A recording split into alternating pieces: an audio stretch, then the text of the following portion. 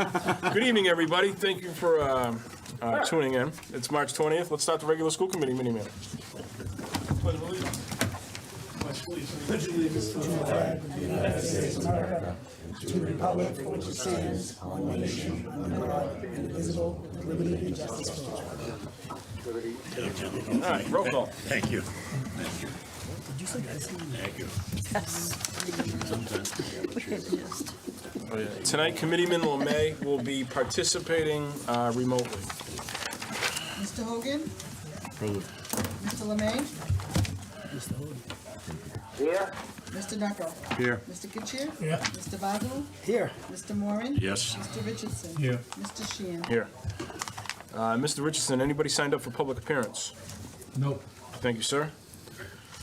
Are there any school committee communications? Hearing and seeing none. Report of the student representative. Tyler, the floor is yours.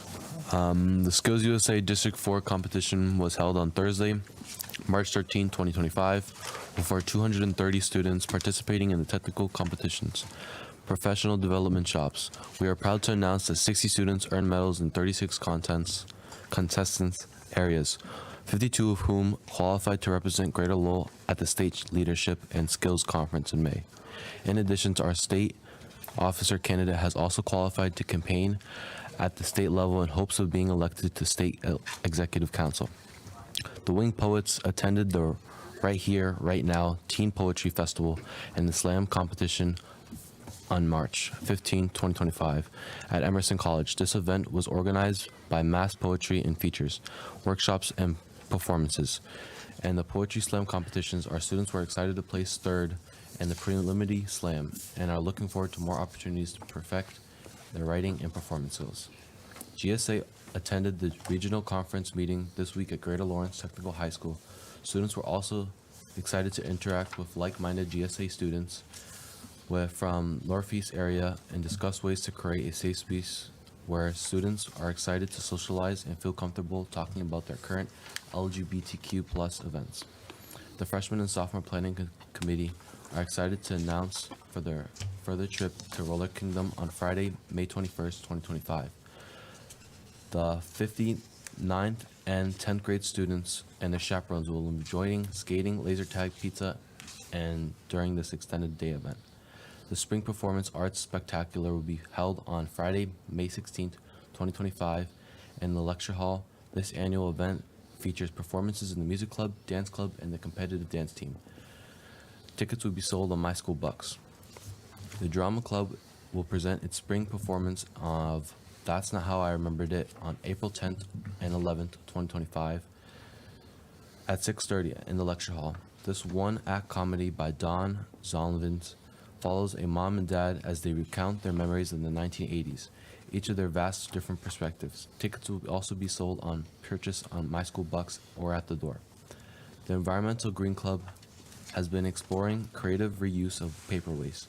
They've been turning discarded paper into beautiful origami, which not only reduces waste but also provides a calming hands activity that inspires creativity.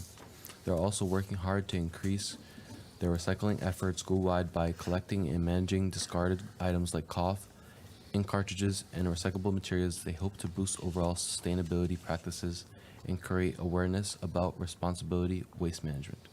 The peer tutors have been working hard in the library, helping students with their homework and assignments, and have noticed an increase in students coming for the homework help this year. The tutors are also looking forward to help students study for the MCAS tests and finals this spring.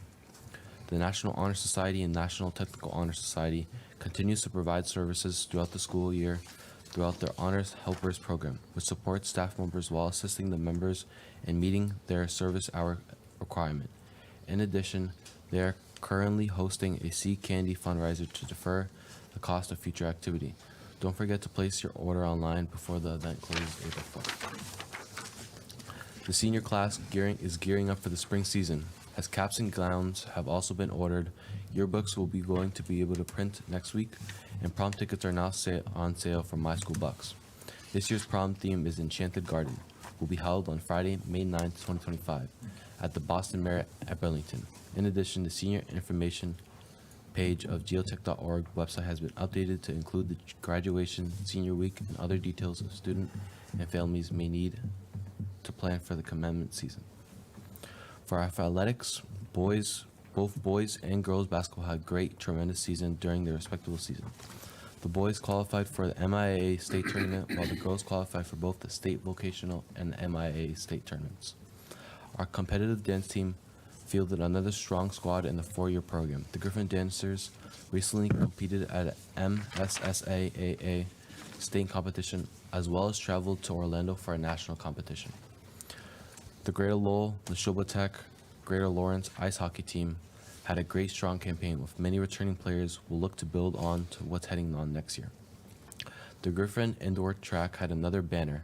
The Griffin boys and girls teams captured a regular season and league team season meet title. Several team members also qualified for the MIAA state, all-state, and New England competitions.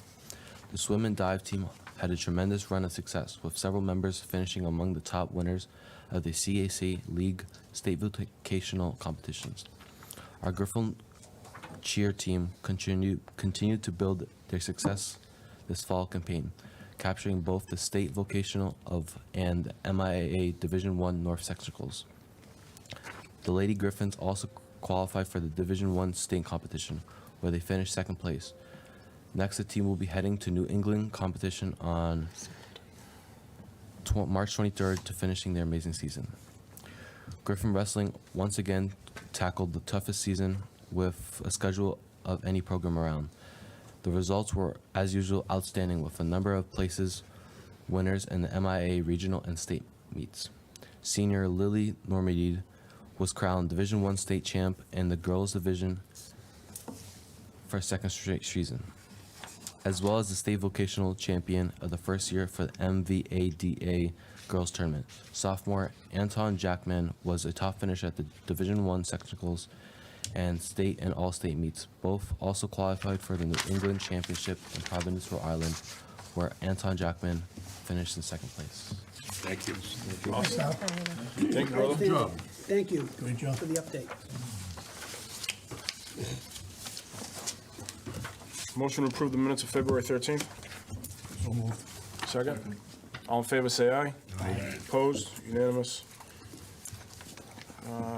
Report of the treasurer. Motion to waive the reading of the warrant. So moved. Second. All in favor, please say aye. Aye. Opposed? Unanimous. Do I have a motion to approve the expenditures of $6,505,717.52? All in favor, please say aye. Aye. Opposed? Unanimous. There is no report of the general counsel tonight. Madam Superintendent, the floor is yours. Yes, thank you. The first item on my agenda is just an information, to provide you all with some information regarding the Mask Day on the Hill, which is scheduled for Tuesday, May 6th. And those of you who would like to attend, to please let me know so that I can register you. But our students, our culinary arts students, will be participating in that event that day with other vocational schools in the state, preparing the meals for that event. Very nice. The next item on my agenda is the cooperative education report, which is in your packet.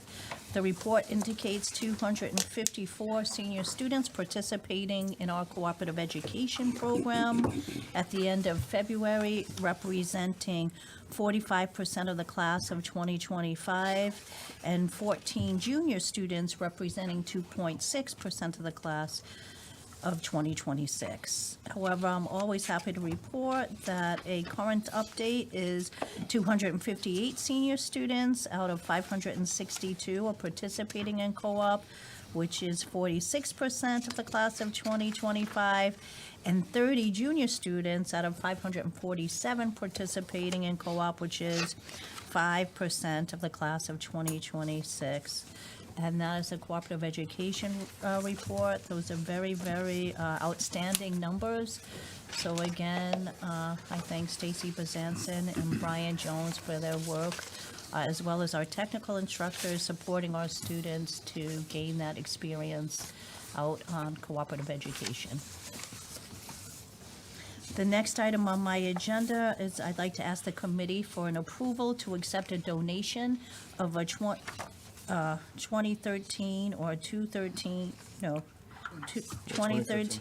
Audi A4 four-door sedan with an estimated valued cost of $5,000 from a local community member and current marketing instructor, Ms. Stacy Sawyer. The vehicle will be used in our automotive technology program for educational training, and once completed, disposed in such a manner that the components cannot be used or sold.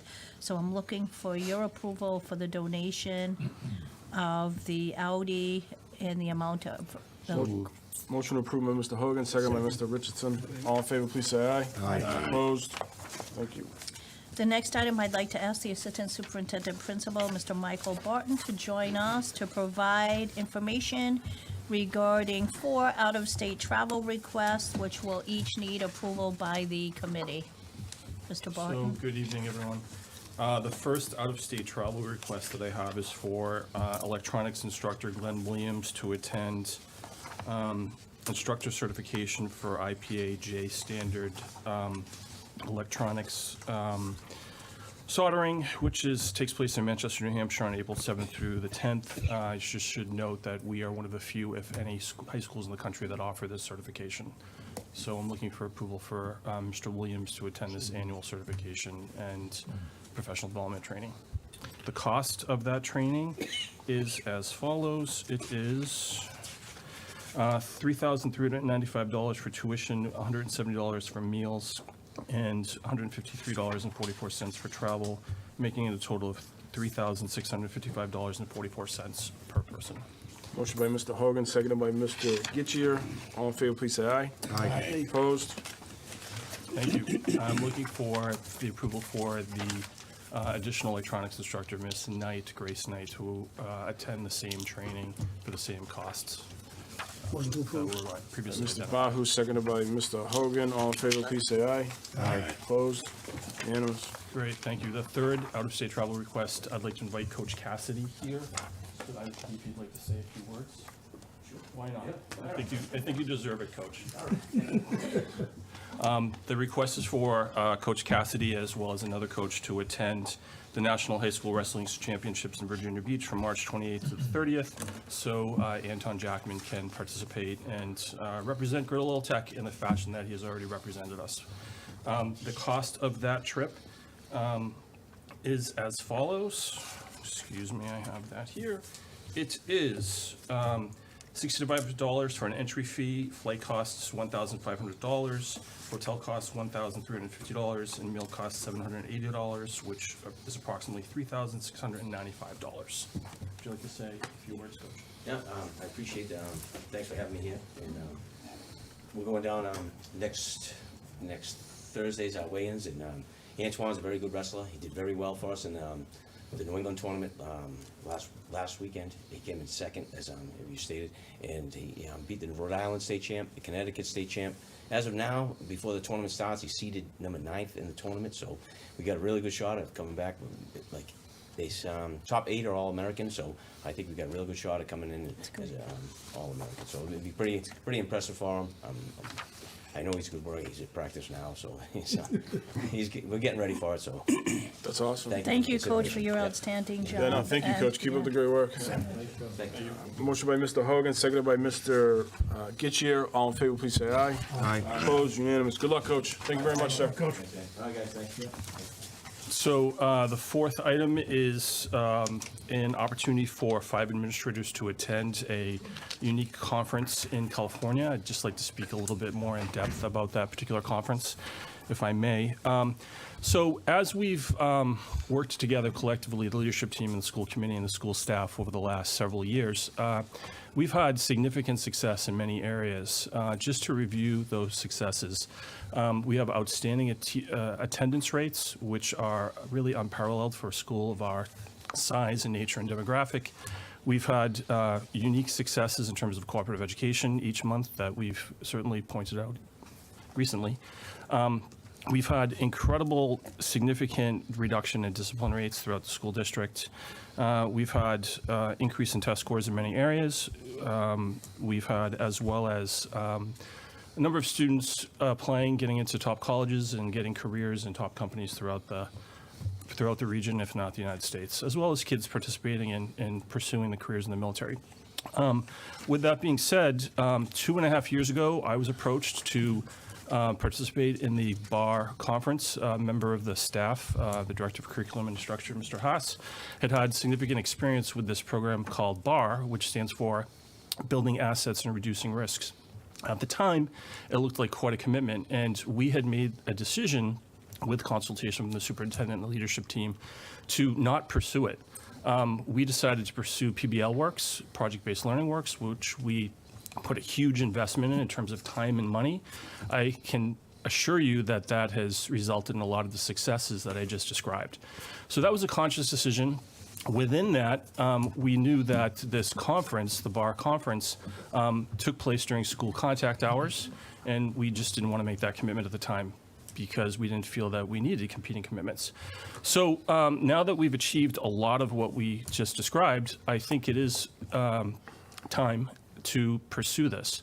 The reason being, it provides a greater opportunity to not only enhance what I just described, but to dive much deeper in terms of building teams within students, building teams within staff, building student cohorts, increasing family engagement, which is an area that we have been working on and will have to continue to work on.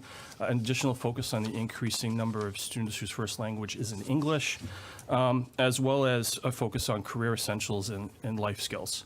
So this conference takes place during April vacation. It's not during school contact hours.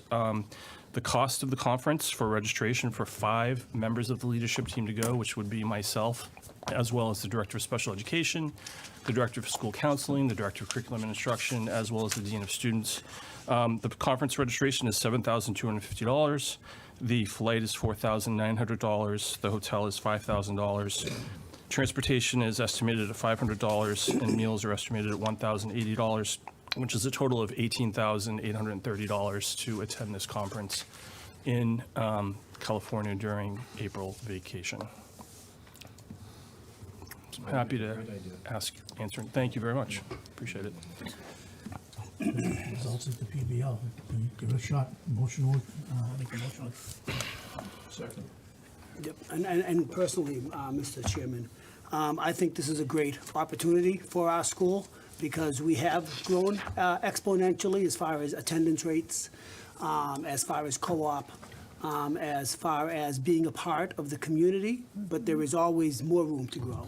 And coming from an inner city school district with such large numbers that come to this school, it's probably pretty important that we focus on their attendance, their growth, and their education and where they're going after Greater Lowell Tech. So I think this is a great opportunity for our leadership staff to grow within that and to assist all of our community members. Thank you. Work for it. I think Yeah. it's a Yeah. good thing for the kids. I mean, absolutely. Thank you very much. We appreciate it. Thank you. Thank you. All those in favor? Aye. Opposed? Thank you, sir.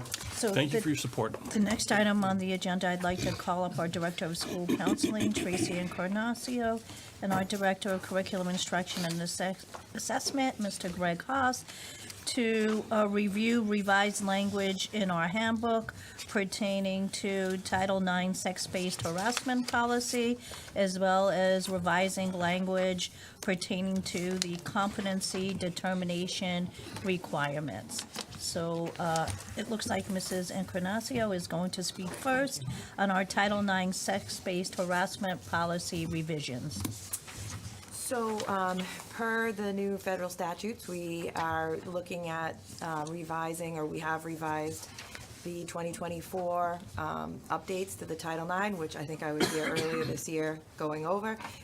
There was a motion from a federal judge, and now we have reverted back to the 2020 Title IX standards. and policy, and so the lawyers have suggested that we update that accordingly, and so that's the document that we sent to you. It occurs in two places. The first place, obviously, is the overall policy that you see, and then again, in the student handbook for the community and students to be able to review along with staff.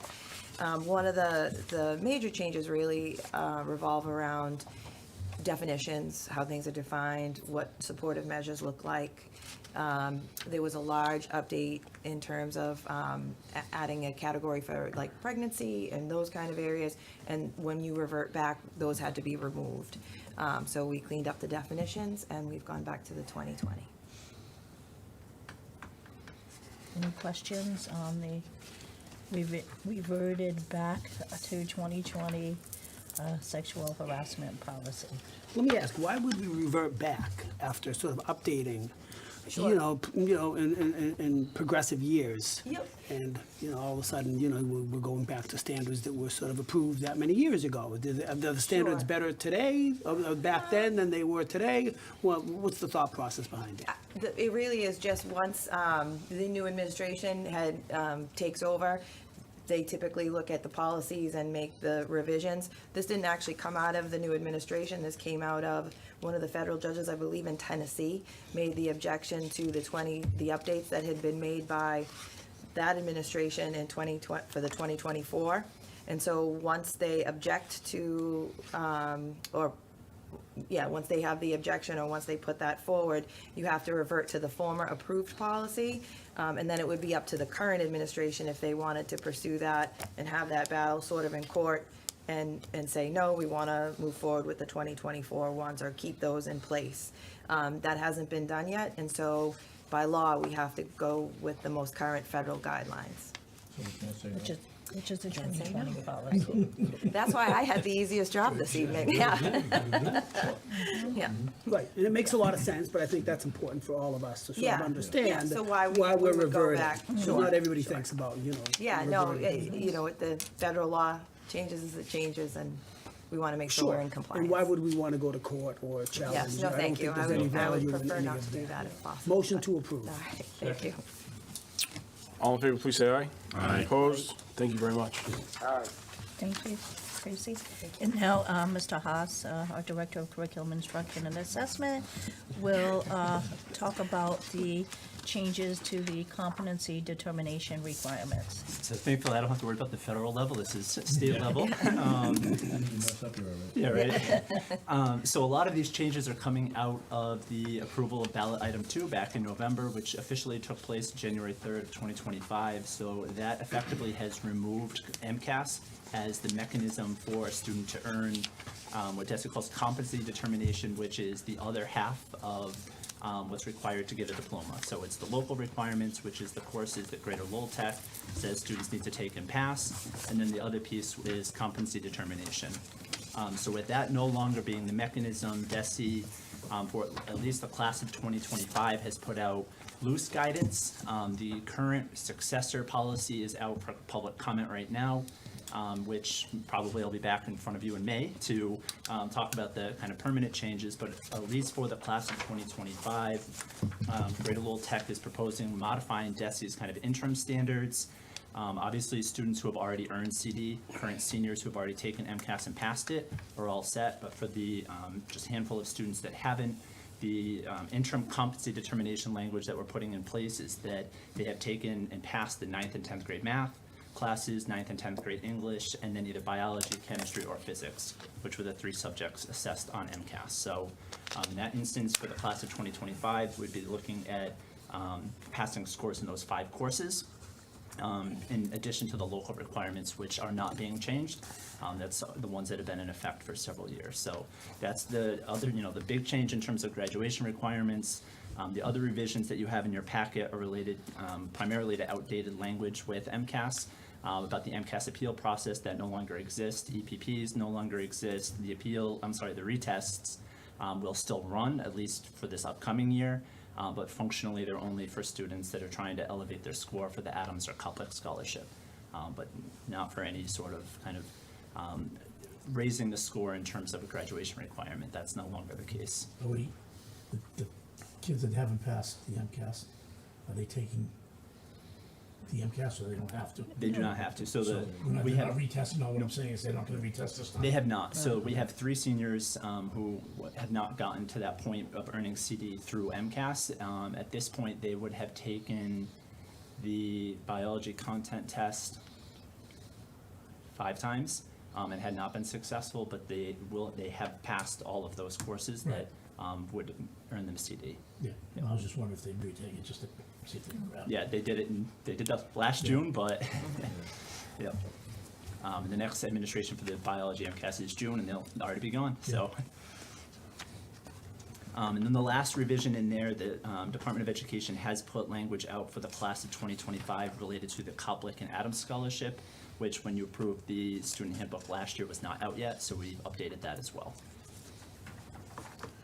Excuse me, now that the MCAS has kind of been, I don't know, on the back burner, put to sleep, is there anything in the, I don't know, the last 20 years of a student who did not pass MCAS able to come back and get a diploma or Yep, whatever? in fact, that is the case. So students from the class of 2003 through 2024 who had not earned a diploma due to not passing MCAS were now, at least in this interim window, eligible. Tracy and I had gone back through great. all of the students from 2023 on. We found 99 Greater Lowell students that had not earned a diploma due to MCAS.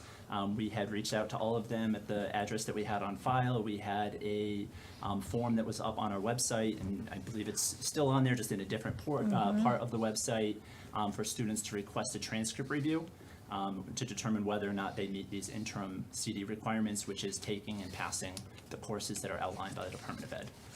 Well, I'm glad to hear that it was only 99. I was kind of thinking maybe it was more. That's good. I'm glad to hear that, too. Yeah. So we're going to keep conducting MCAS. Yes. In the 10th grade, 10th grade for English and math, and 9th grade for biology. 9th grade and 10th grade, and hopefully the students pass, right? Because that's essentially all of our jobs. But if they do not pass, and they still meet all the criteria of passing courses, attending school, make it through their senior year, and have enough credits, they can graduate without having the MCAS be deter them from graduation. Requirement. Yep. Okay. Based on the interim that we have now, obviously, there has not been a voted on and approved successor to that by the Board of Education. That's out for public comment right now. But MCAS is not currently part of that replacement criterion. It's just the mandate that they take it. Sure. And it still counts towards school accountability. The majority of our accountability rating is still tied to MCAS, but it no longer is a Counts factor in towards student graduation. So realistically, it's more about school accountability Accountability, than it yes. is student levels Requirement. of grades. Got you. Okay, great. Very good. Thank you. So we're looking for, Motion to approve. Second. Yeah. All those in favor, please say aye. Aye. Opposed? Unanimous. Thank you very much. Thank you. thank you. Thank you. I was gonna say a couple of things about Desi, but I keep them motion. You got 1 minute, Not worth it. Mr. Chairman. And that's the end of my report. Thank you. Thank you very much. Report of the business manager. Mr. Knight, you're up. Wake up.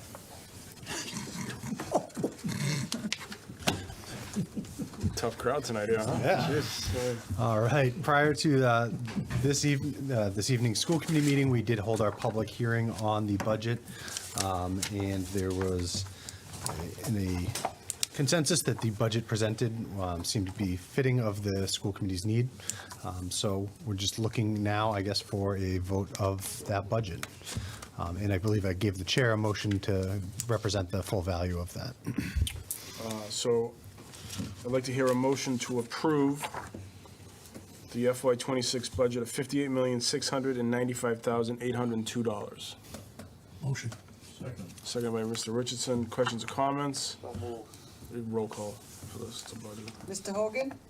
Yes. Mr. Lemay? Yes. Mr. Knocko? Yes. Mr. Getchia? Yes. Mr. Bahu? Yes. Mr. Moore? Yes. Mr. Richardson? Yes. Mr. Sheehan? Yes.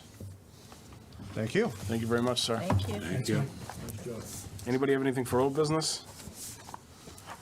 Under new business, just before we vote to reorganize, just a point of personal privilege. If you would have told me 27 years ago that I would be the chairman of the Greater Lowell Technical School Committee, as Mr. Moran was running around the culinary arts classroom chasing me probably with a spoon, I would have, I would have probably had a couple of words for you. Just But a spoon. to say it's an honor and a pleasure, like I said, graduating from here in 1998, to sit with everybody in this room is just, it's amazing. And every month we walk into the school for special events, it's just, it brings a smile to my face. It's pretty cool, So I just want to say thanks. Awesome job. We appreciate you and thank you Yeah. for your support. Great job, Matt. All right, motion. Happy to have you. Oh, thank you, Curtis. At this time, it'd be my honor to nominate Paul Moran as the next chairman. Second. Second. Are there any other nominations? Hearing and seeing none. Congratulations, Mr. Moran. Thank you, Mr. Sheehan. The way to pass in these votes. Sure. Good luck with the spoon. Yeah, I know I got some big shoes to fill. Stop. Is there a motion for vice chairman? I'll make a motion for Curtis Motion, Lemay. Is there a second to Curtis LeMay? Second. Second. Are there any other nominations for vice chairman? Hearing and seeing none. Congratulations, Mr. LeMay. Is there a Thank nomination? you to my colleagues. Thank you. Do I hear a nomination for secretary? Nominate Kelly Like Raymond that. Richardson. I'll second that. Any other nominations? Hearing and seeing none. Congratulations, sir. Thank you, guys. Thank you very much. Are there any committee person motions? Report of the subcommittee. I need a motion to approve the February 13th Finance Subcommittee meeting minutes. So moved. Second. All in favor, please say aye. Aye. Opposed? Unanimous? Motion adjourned. Motion. Second. Thank you very much, everybody. Have a good night.